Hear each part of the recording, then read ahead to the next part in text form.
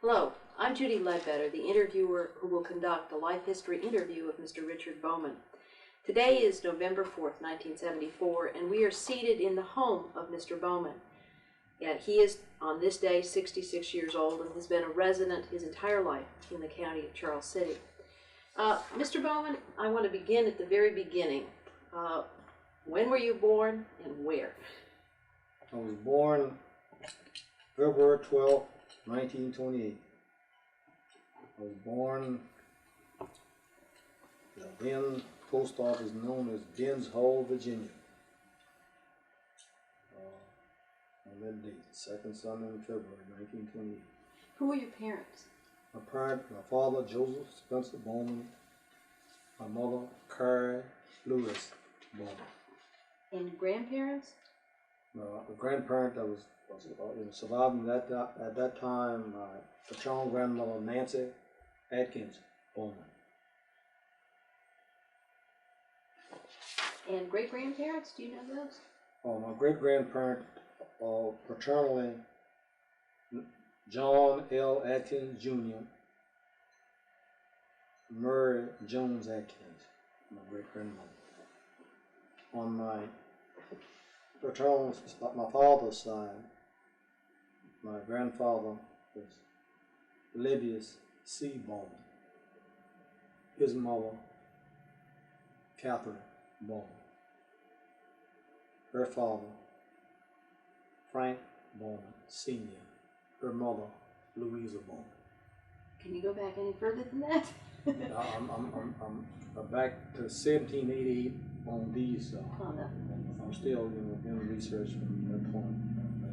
That's as far as I've gone through the official records.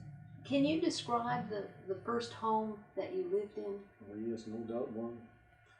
The first home that I lived in was a home that was constructed originally as a log constructed. These called them log houses. Later on, they added on weatherboard, and they took the slab roof off, and they added on what we call a sheet metal tin roof on. The original chimney was made of poles daubed with mud, and after the poles became dry, they were always a somewhat hazardous situation. They would sometimes catch a fire, so you had to go and kick the flue down and start over the journey again. But in my childhood days, they had come to use metal piping that was extinguished out of the building. How many rooms were there in this house? There were 1, 2, 3. It was five bedrooms. There was 3 bedrooms upstairs, 2 bedrooms downstairs, and the hall and the kitchen was attached to the house. You had to go out of the main house into what was called the kitchen. You had an entry you crossed over. We used to call that it was just like a platform between the kitchen and the main house. But that's the only attachment between the kitchen itself was a distinct building.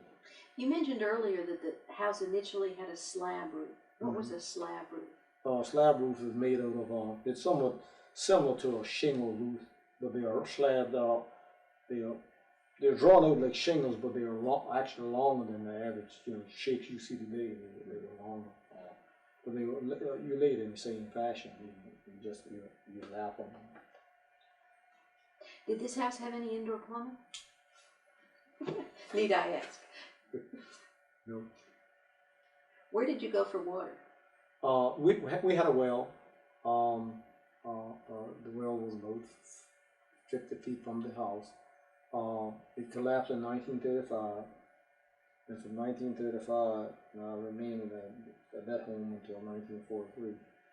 We carried water from a spring in the bottom of the hill. And how far away was this spring? In my childhood days, it was a half a mile. Since I've become an adult, it just was a short distance. How many people shared this home?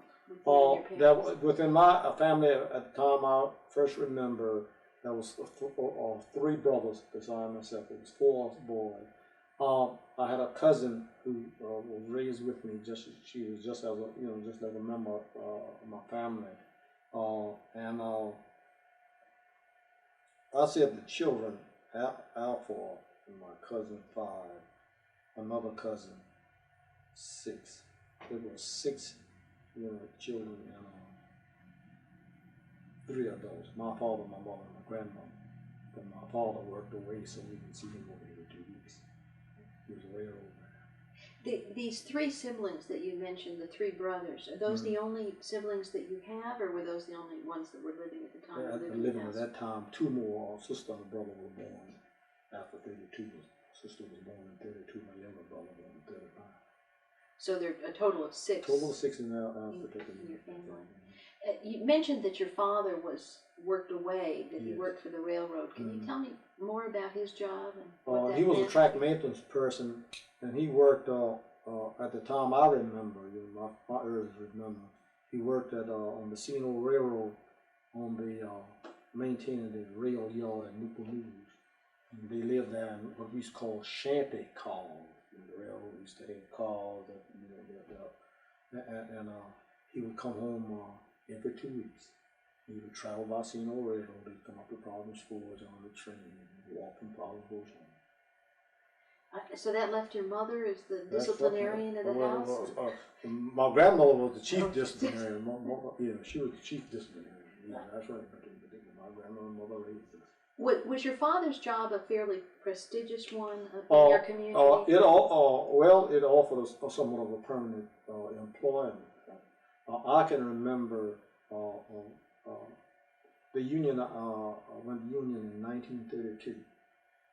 Prior to being a union shop, when slack work would come, they would sometimes he'd get laid off, and maybe off 4 or 5 months before they call him back.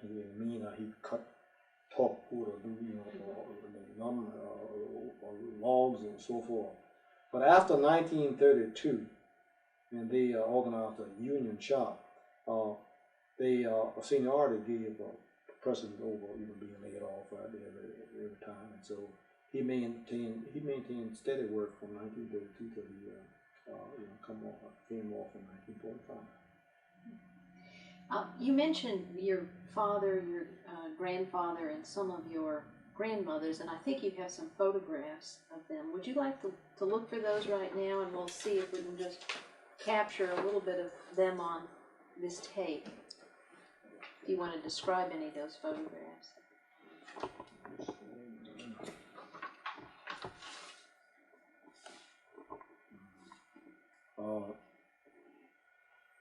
Can you pick up that all right? This is the photograph of my paternal grandfather. He was born April 10th, 1855.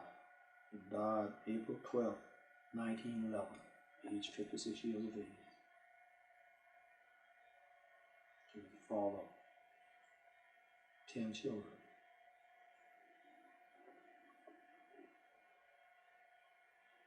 You got him? This is my father, who was born 20th of February, 1894, died 27th of July, 1973. He was the father of 6 children. I think you also had some photographs of grandmothers there.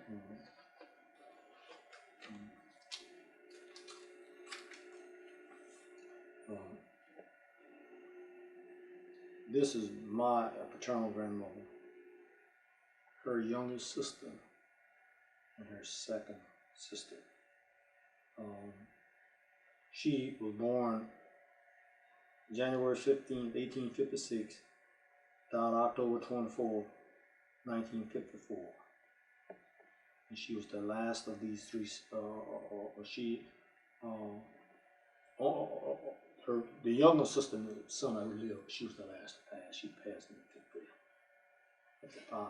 I noticed they're all wearing lovely white dresses. Do you know the occasion of that photograph? I don't know what was the special occasion that they were all looked dressed like. Mr. Bowman, When you were you born at home? Was there a midwife present? Yeah, my grandmother was my midwife. Your grandmother's the midwife. Was she the midwife for other families as well? She's midwife for the whole community of lower end of Charles City. I guess from the 18 and 90s up until I think she did some deliveries in Florida, and she was up until 90. Yeah, she was over in her 90s. Mm-hmm. How many babies do you think she delivered, or do you know? Had the slightest idea. I wish that I really knew. Did she have any instruments that she used? Yes, were part of her bag? Or? Oh yeah, she had scissors and she had. I remember a chemical she used. What do you call it? She used to put in her infant's eyes when they were born. Silver nitrate, maybe? Silver nitrate. I can remember her method and record of that, but I can remember that she had her bandages, and then she'd make her swabs, and she had pretty good little layers. And she took pride in her work. She took pride in she always say she should always give special attention to the navel. Most of the kids she delivered, they had beautiful navel. They didn't have protruding navel. Dad said the minute she delivered her, you found her with a protruding navel. She took pride in that. Another thing I remember her about, she would do this. I don't know why. She said you can actually shape, the bridge. Why would you want to shape the bridge of a child's nose? It has been passed down to her from her forebears. The other reason, I don't know. Do you think it's to avoid having a broad nose, an African nose, or is this? I don't know, because naturally, most her folk people were Caucasian, and they that by natural look they had a peaked nose. That was one of her, and I know that was the skull. I just see that's a why. Yeah, don't let that child lie on one side or have a one-sided head or something. And she believed in changing the baby's position or why. But again, I said it was passed down, tradition from one generation to another. When you say most of her forebears were Caucasian, yes. Do you know them by name, or is this by family tradition? You know that, or how? We said because the physical descriptions that I remember, or many of my, aunt and uncle, they were blue eyes. Evidently they had light brown. Some of them had light brown hair, but my grandmother, who said as a young person, she was a redhead, a flaming redhead, and so was her sisters. They described my great grandfather John L. Atkins as being a tall guy, all Caucasian looks, eyes, nose, everything. And on the Jones side, my paternal or great grandmother, that was the same thing with her family. And we had noted since that point in time that there was a particular medical disorder that has been traced in our family back some 200 years. And the researchers said that never before, until one of my nephews was operated on to remove a stone from him, and they analyzed it was a cystinuria stone. He said he was stumped. This never happened in all his investigation. He hadn't found a person who wasn't identified of Caucasian descent. And so I told one of my nephews to tell the man the truth when he query you again. He did. He said, well, I understand. Going back to your earliest memories as a child, what was what was food like? What were your meals like? What do you remember eating? I can remember the breakfast. I can remember cereal. The oatmeal was a popular cereal. Rice was used as a cereal too at that time. Rice was cooked more like you cook it in a soft, a mass like. I think I like it every by itself. And I remember oatmeal as a cereal. I can remember meat was a part of your diet for practically every meal, for breakfast, dinner, and supper. And see, that was 3 meals a day. I remember that very well. Excuse me for a minute, but how did you keep this meat without refrigeration, or did you have refrigeration? Kept it in the smokehouse. There was no refrigeration. And the meat last. We killed hogs in November, last November, after Thanksgiving. We had meat almost to last us. In fact, some of they would keep hams over, because they claim that they age it, give a better taste. And it lasted out that smokehouse. And mind you, we had the same summers as we did with us. It didn't spoil. What chores did you have as a child? Feeding the chickens, feeding pigs, working the garden in the spring of the year and during the summer. And one of the major chores year round was getting wood. Because you use wood for cooking in the wood stove and the wood range. So that was a year round task. And again, I told you after the well kept out laps and going in the spring getting water, that was a very good chore. You need to get water for washing food. Outside of school, how was your free time and chores? How was your free time spent?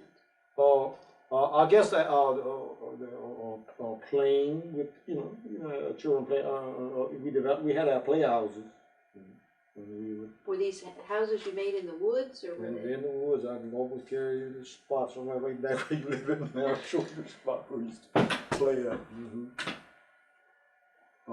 That was one of the, and then we were allowed. We did visit if there were visitation between our families and other families in the community. Usually it would happen on the weekend, either on Saturday evening or Sunday evening after church. When you say you made these houses and we played in them, when I was growing up, we played cowboys and Indians. What kinds of games did you play? Other than playing ring games, and the over. You know the game. You get on one side of the house and throw the ball. You say and there. I say over. That's my command for you to throw it. And then I say here she comes. And you supposed to catch it. But I try to throw it away from where I heard your voice, so you'd miss it. And the audio was getting the most throws. And if you had the greater number of misses, I would be the winner. That was another game we played. Did you ever play things like baseball or kickball? We played baseball. Made our own ball. I played baseball. That was among the another thing I think we in summertime enjoyed was swimming.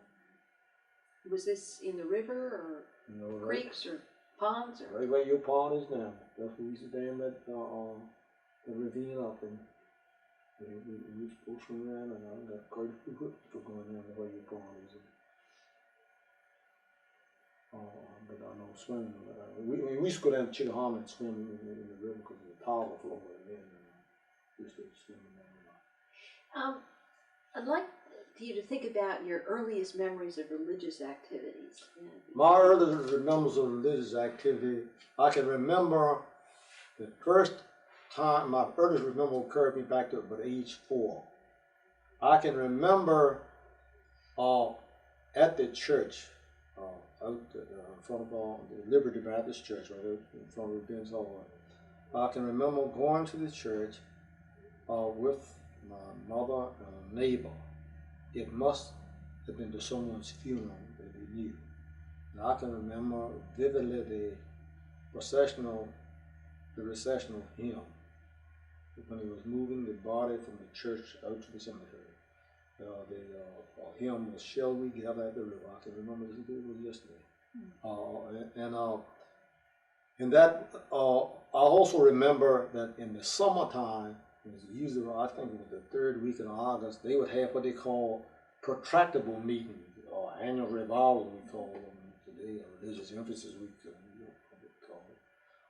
and I can remember that, and I can remember children then would openly confess their belief then. They had they would go to the community and let the community know that I've accepted Jesus as my personal Savior. And you would expect that. As a little fellow, I would listen to him. expressing their religious beliefs. How were baptisms conducted? Well, in that area, it was an old stream just beyond the Liberty Church, and they would baptize them in that stream. And some of the communities used the river to baptize. Were weddings commonly conducted in the church, or were they at home? Now, church wedding was high society that day. So the average person just went down to the clerk's office, or went to the minister's home. You hear talking about church wedding. That was the rich folks who did. Child, that was something to understand. You mentioned funerals. One thing that I've noticed, or anyone could see today in Charles City, is if you go to the graveyards of the black churches, they are heavily decorated with artificial flowers. Almost every grave will have something either around the perimeter or on it. Some may have many just virtually covered. And yet if you go to the white cemeteries, you'll see very little or no decoration at all. Has it always been that way? Back as far as I can remember, because we always made it a special, decoration day. We know today is Memorial Day, but as a child we refer to it as Decoration Day. And I guess that came into being after the Civil War, that custom. But I know as far back I can remember, we'd always go and clean up, and then we used to mound the graves back those days, and remound them. Like you said, place flowers. Were the only things placed on graves flowers, or were ever any other mementos or anything else from the deceased put on the grave, or was it just flowers? Basically flowers.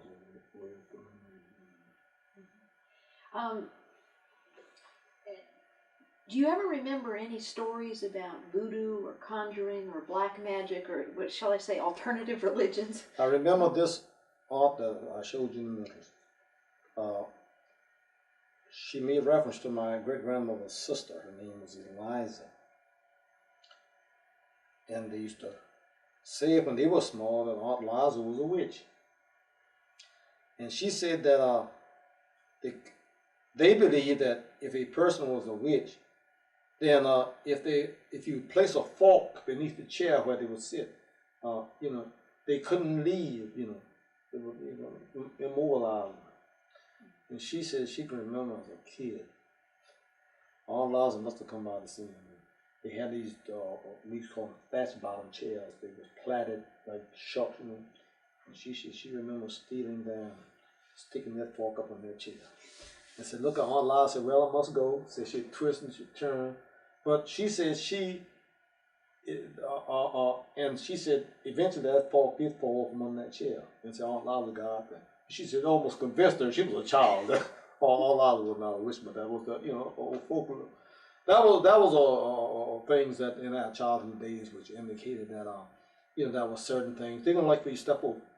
For example, you were lying on the floor here. To go around you, never step over a person. They have a feeling that you bring some, they call it bad luck to that person. And I remember that. Okay, there were other things said about what? Breaking a mirror, 7 years bad luck. Walking under the ladder, the black cat crossing your path. And then they used to talk about things known as ghosts. And that day, but I never could accept it though. They used to tell my fault, they would tell with tales or whatever. I couldn't accept that. There's such a thing as a ghost. What do you remember from your childhood days about illness, sickness, doctors, nurses, other than okay, there is a thing that impacted on me. We had an epidemic of, it was either typhoid or malaria fever. My second brother was affected. I can remember that time because evidently they ran exceedingly high temperatures because they would, hallucinating and talking random. Well, to a small kid like me, that was tickling, because what they said didn't make any sense. Well, they were, talking at random. But I remember because I remember a neighbor of mine, and as a result of the fever, he lost his hair. He was young. He was over 16. And I remember they said if you cut the hair, it might not have that much impact. I can remember one of his sister. She's still living. She's 70. She was 76 now. She lived just down below Mrs. Yates. And I remember they cut her hair, bald her head, and she didn't lose her hair. She know her older brother, the younger brother, did lose his hair. But I remember my brother being sick, and this doctor came. His name was Dr. Charles F. Franklin. I can remember the gentleman looked like a giant. And I was like he might have been 6'10", weighed like 250 pounds. And he tried all of his available already skills on my brother, but it looked like he was still going back.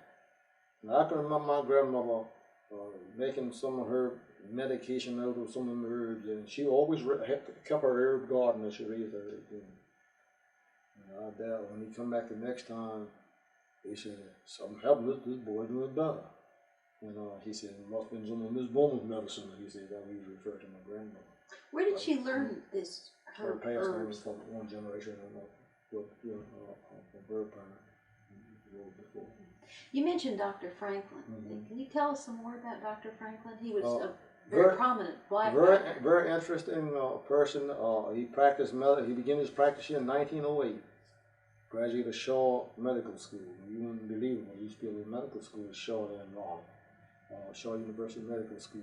He began his practice here in 1908. Practiced here until I think he passed in 1957, I think. And he was noted in his final years of practice in dermatology. He had patients that come from all over this country. He would fly in the bird field and get taxis and come down to be treated. And he had developed some type of medical formula that addressing those dermatology needs. And it might be still. He has a grandson who's practicing medicine half an hour. It might be still in the family. He was an outstanding doctor. What do you remember about travel? By foot, by horse, by wagon, by buggy, by bus, by auto, by train, by plane? I can remember riding the ox cart. And I can remember you didn't have lines, like you did with the horses. You had only a single line that ran from a ring in that bull's nose. And if you wanted the bull to go to the right, you'd take this line and throw it over to the right side and give it a slight tug. He would go right. Or left, you throw it over the left side, he would go. And then you had something you go. Some of you used whip, and then some had gorge, kind of program.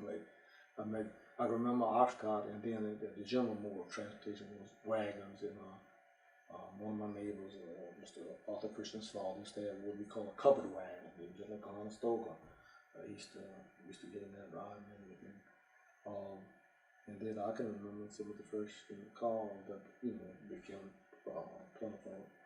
It wasn't plentiful; it was few and far between. You saw a car, you'd come and stop, and you runs out of the road and look see who it was. Who in your community owned cars? Very few. The Averys, the Layfields.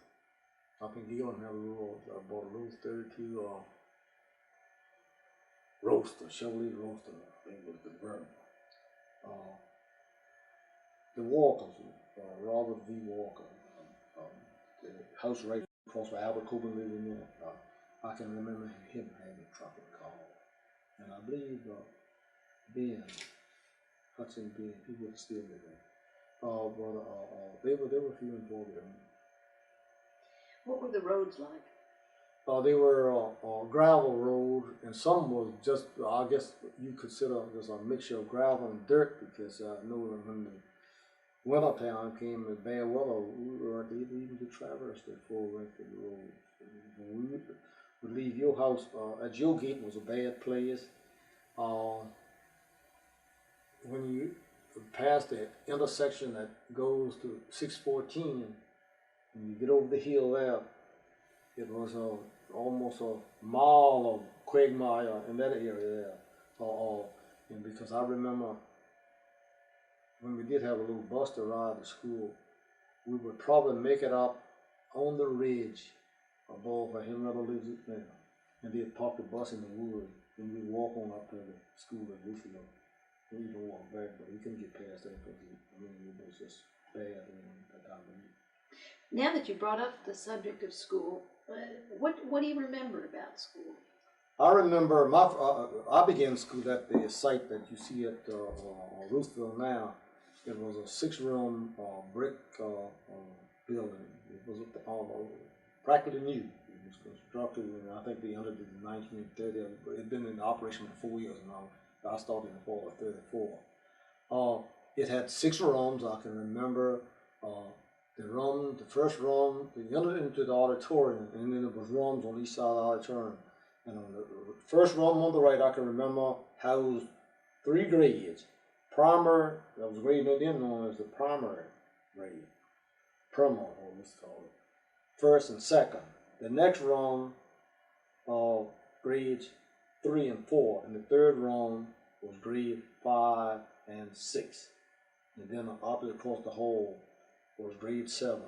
And then there were 2 other rooms that they used for high school rooms.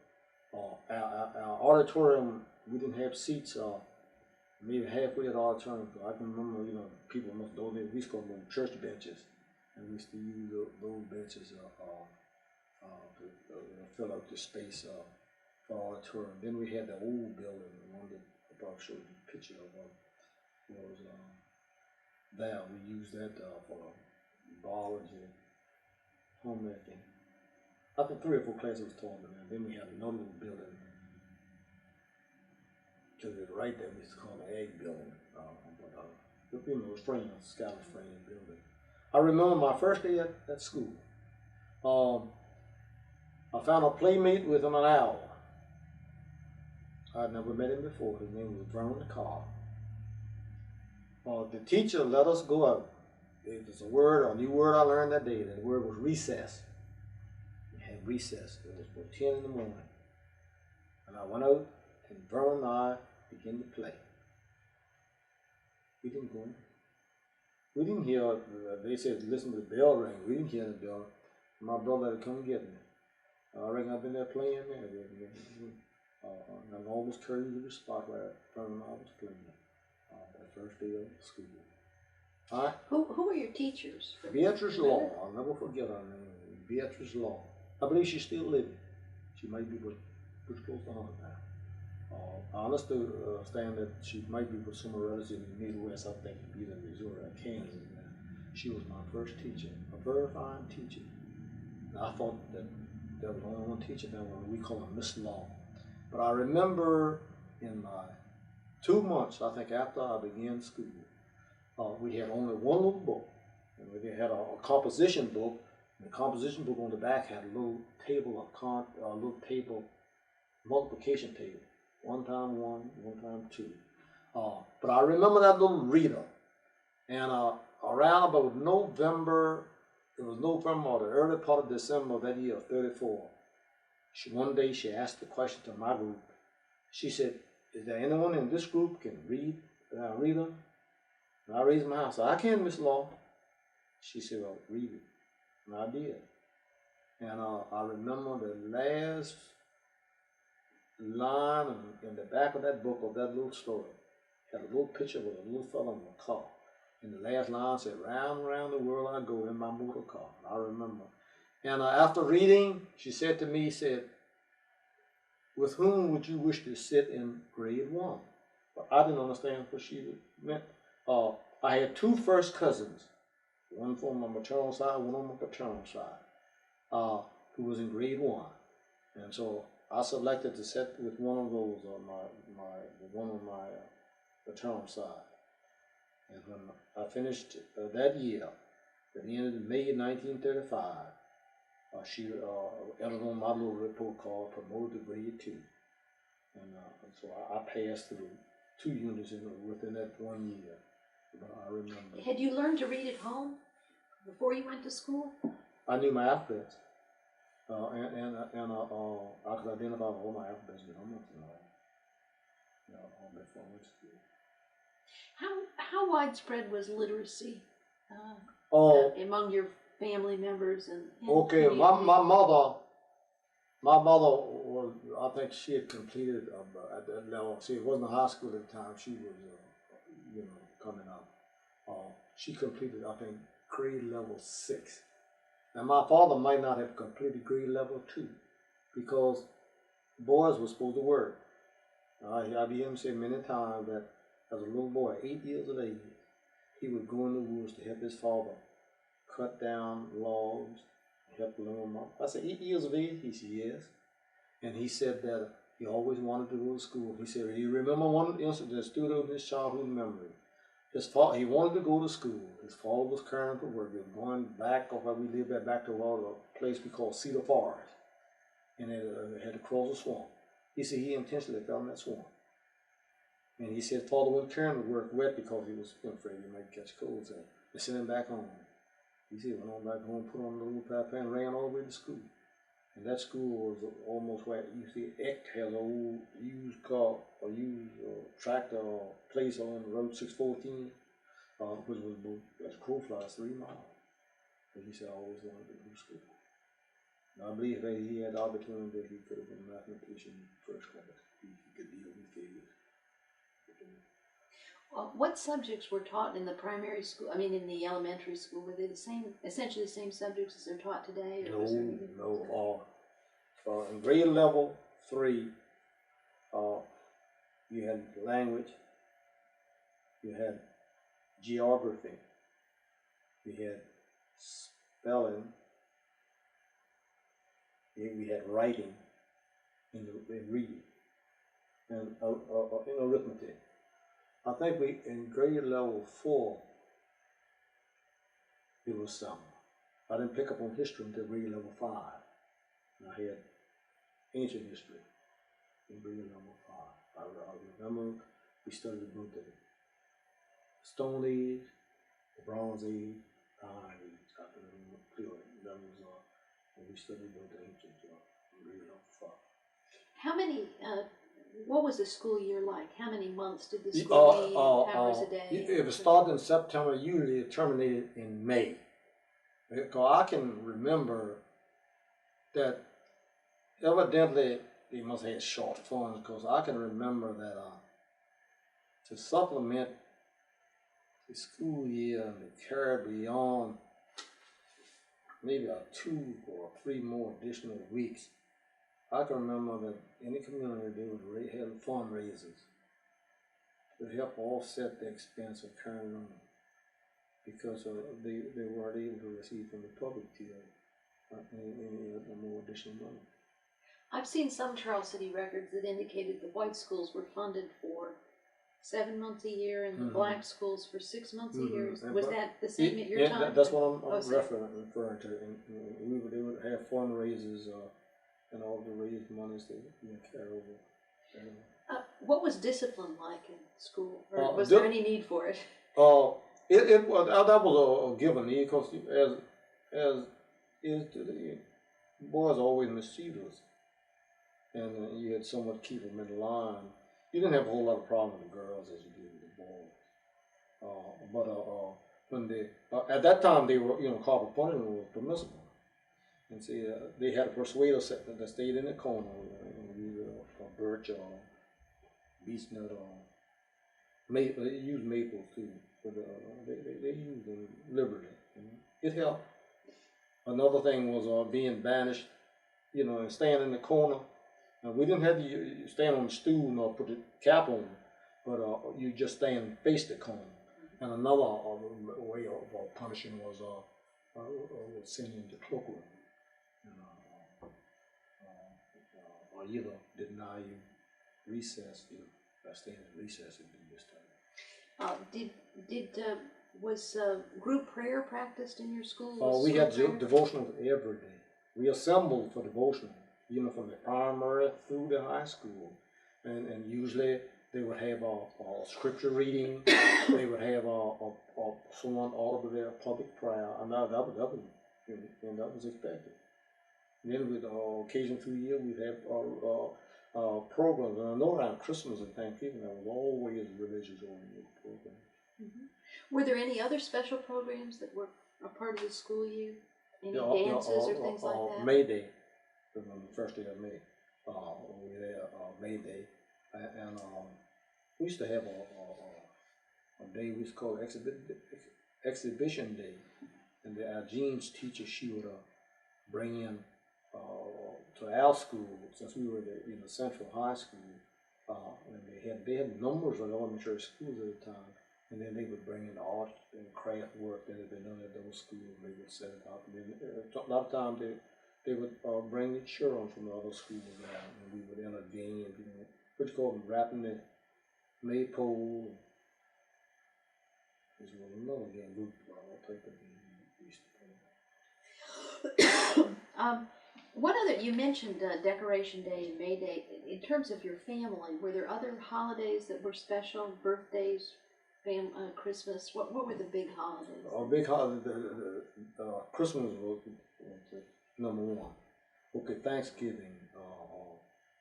Now, you might not believe it, but Halloween never impacted on us to that degree. I learned about trick-or-treating after an adult, reason I went to give before, we hadn't used that. Now, the act of trickery on Halloween was done by our group. Because we go in somebody's field and take the pumpkins out the field or the chocolate cone and set them in high wheels, things like that. But it was that type of, but so far, the trick and treat that we see within the last 5 decades, that wasn't too much fun. What clothing did you wear as a child? And do most children have shoes or not have shoes? Well, we wore shoes, I think, from what? When we started school in September, it was common to be barefoot. Okay, I guess that's the frost beginning to fall. What's that, around the mid or latter part of October? You put shoes on. You wear those shoes through the winter months, and then in the spring, I guess in late March, early April, you come out those shoes, and that's a good feeling just to step in that mud and that first.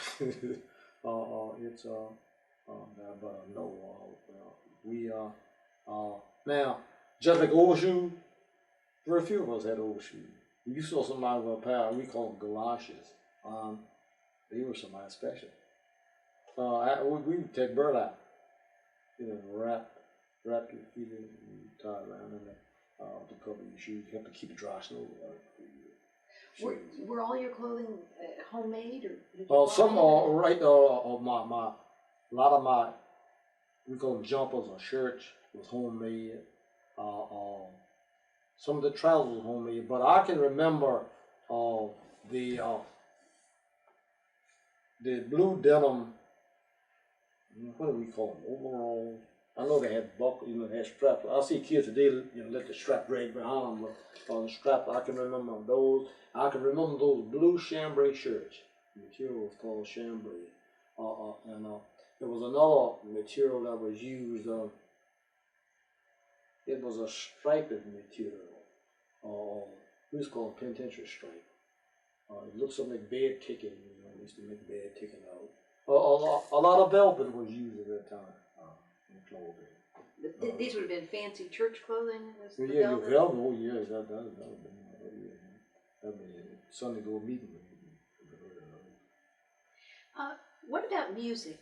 Did people sing at home or only at church? Play instruments? No, a lot. The harmonica was used. The guitar. There were a few who could play the banjo. But even in many of our churches, there was the old, the compression in the old organ like that, but wasn't too many pianos. They kind of looked on a piano at that time one time with a little disdain. I don't know why. The pianos in churches came in vogue some 60 years, 70 years ago. Were there any organized sports activities when you were growing up, like baseball teams? Or? Baseball team we had there. I think that has been around for a good while. I can remember we had a team called the Roofville All Stars. There was a group in the western part called the Harrison Black Sox. And there was a team at Providence Fords. They used to play. But baseball was the central sport. What about hunting and fishing and oyster gathering and those Okay, sorts of hunting things? and fishing has always been a part of the landscape. I can remember hunting as early as 9 years of age. I purchased my first rifle at 12 years of age, $4.45. You could hold them up catalog, you can't do it anymore. Still have that rifle. The shoots as go up today as it did. Was 50 most years hunting ago. for to feed yourselves? I mean, for the table, or was it sport? Both sport. Well, the sport hunting was what? A fox hunting.